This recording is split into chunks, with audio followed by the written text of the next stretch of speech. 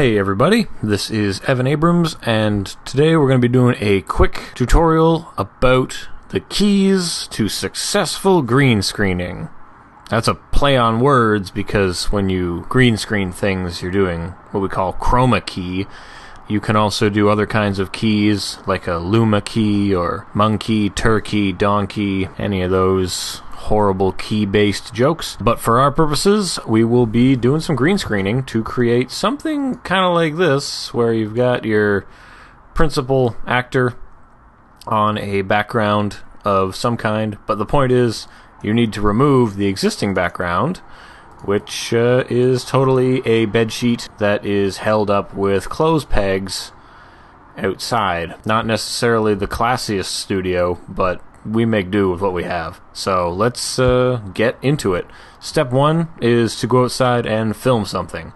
Now, this is less than ideal footage to work with. Not gonna lie, this is actually pretty bad to work with, so you'll get to see a few tricks to getting the most out of your keying. The color of the cloth was correct, and by filming outside, you get even light on your subject and on the screen.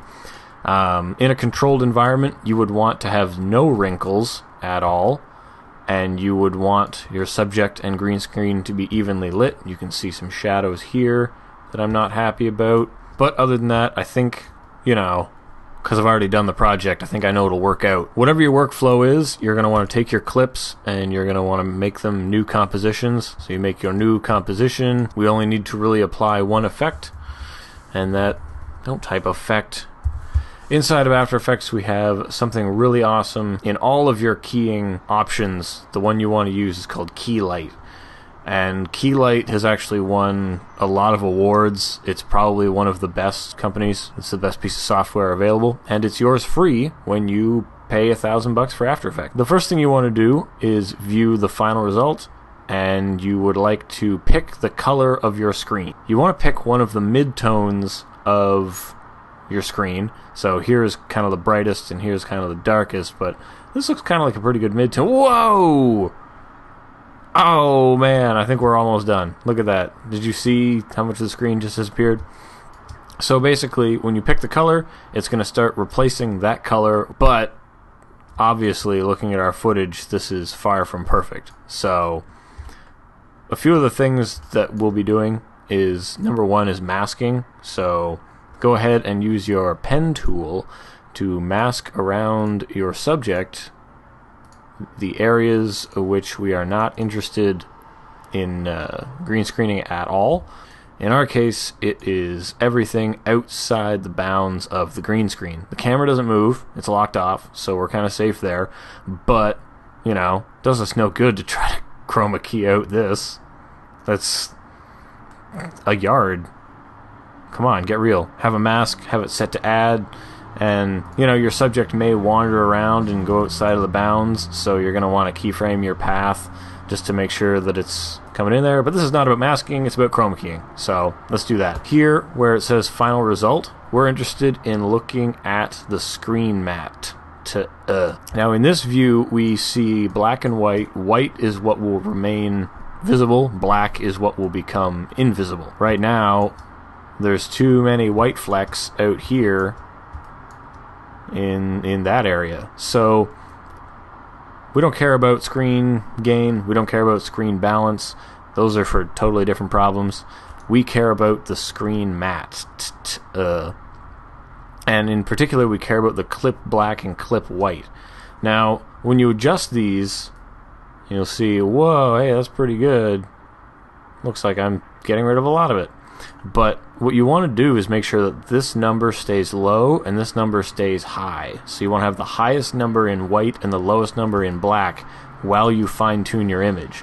Now, the best way to do that is to hold down Command on the Mac or Control on the PC, and then click and drag this slider so it adjusts it in smaller amounts. I think it goes by 0.1 instead of by a full 1, and this will allow you to get a little bit more fine control, getting rid of all of these little problems. You want to mask out as many as possible, and as a general rule of thumb, you don't want to have this number go higher than 25, but we're all the way up to 35.7 here, and I'm not even sure if we got all of our problems, because you'll have to scrub through to make sure that you got everything you need. So don't just go by one frame or you'll be sorely disappointed. As you can see, some of the motion is causing something to show up here that we know should probably be opaque. So start bringing down the white clip here. I think that's about got it. Feeling positive. And one of the things you want to maintain is kind of a soft border in here, because it could look incredibly unnatural otherwise. So we've done that. Let's have a look at the final result. See how we feel about the final result. Overall, very positive, in fact. And what remains to be done then is to go have a sandwich, because you just chroma keyed the shit out of this. Let's just go ahead and make a new solid. Let's make it a red solid. This will give you an idea of what, you know, the background might look like, what your spill is going to be like. Something that this does really well is what's called spill suppression. You want to change your soft color here to a hard color, which is not totally trying to, you know, say that soft color is wrong, but hard color is better.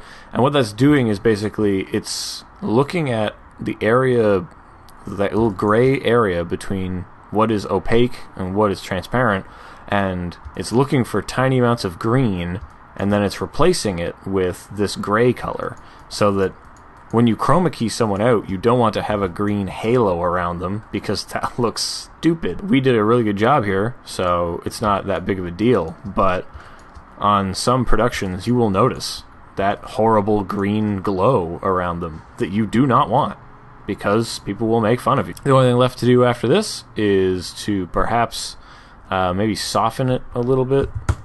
Always work with tiny numbers when you're tweaking your matte.